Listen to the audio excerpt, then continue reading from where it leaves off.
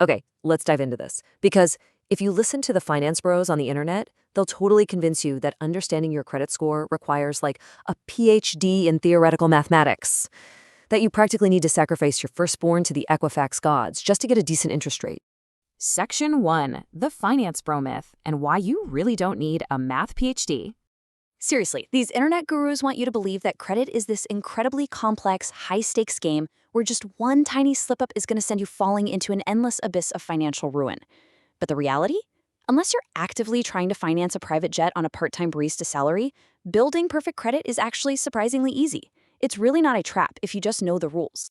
Now, if you grew up without anyone explicitly teaching you how the financial system actually works, you probably assume a credit card is exactly this: a magic piece of plastic that lets you buy things you absolutely can't afford, which eventually leads to you living in a cardboard box. You know, that fear is incredibly common, but fixing this exact mindset is your absolute first step to winning. Section 2, the blueprint. 3 simple rules.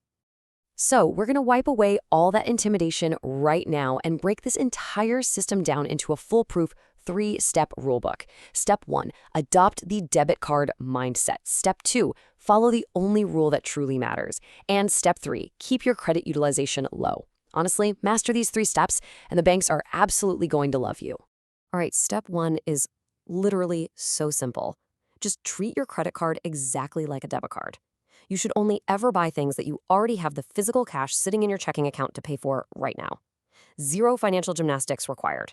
You don't need to carry a balance, and you definitely don't need to pay a bank interest to build credit. Just use the card to pay for the exact same groceries and gas you were going to buy with cash anyway. Moving on to step 2, and listen closely, because this is the absolute most critical rule of this entire explainer. Treat it like a non-negotiable ancient stone tablet. Pay in full every single month on time. When your bill arrives, the bank is going to helpfully suggest you only need to make the quote-unquote minimum payment to keep your account in good standing. Do not listen to them. No way. Because, actually, that minimum payment is a hidden bear trap, purely designed to squeeze you. If you pay only the minimum, absurd interest charges hit on whatever balance is left over, and suddenly, boom, that quick $20 lunch you bought gets crushed by interest and balloons all the way up to $50. But the fix for this is incredibly easy. Just open your banking app, find the autopay feature, and toggle it on for the full statement balance. Do that once and set it, and you will literally never pay a single penny in interest while your credit score slowly and steadily climbs all by itself in the background. It's like magic. Section 3, protecting your data. A quick security pivot. Okay, so before we hit our final credit roll, we do have to talk security for a second. Because building credit means sharing a lot of sensitive info online, and I'd be doing you a massive disservice if I didn't mention our sponsor, Incogni. The ugly truth here is that shady data brokers just grab your info, pack it up, and sell it to the highest bidder. That is exactly why your phone explodes with those endless spam texts and scam calls. And if you actually try to stop it, forget about it. They intentionally make these manual opt-out forms a complete bureaucratic nightmare, just hoping you'll give up. But luckily, Incogni swoops in and basically automates the whole thing. They automatically contact these stubborn companies and force them to completely remove your personal data from their systems. Honestly, I haven't gotten a single spam call since signing up. It is just peaceful silence. You can use the link in the description to let Incogni do its thing and totally clean up your digital footprint. Section 4, Step 3, keeping credit utilization low. Anyway, back to credit. So, utilization. I know it sounds like some fancy financial word for a chalkboard full of complex equations, but it really just means how much of your available credit limit you're actually using in any given month. Think of your credit limit as this big glass container, right? Utilization is simply measuring how high the liquid is filled up inside. Now here is the danger zone. If the bank gives you a $1,000 limit and you spend $900 in a month, your utilization is 90%.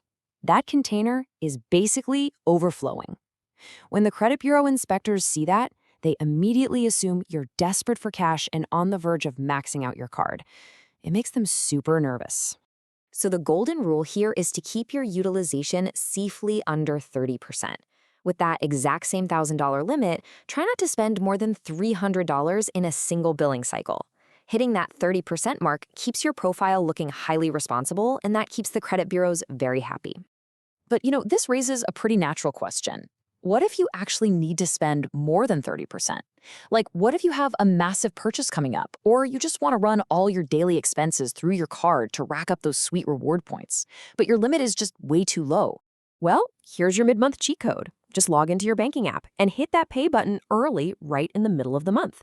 It acts kind of like a magic wand, instantly resetting your reported balance completely back to zero.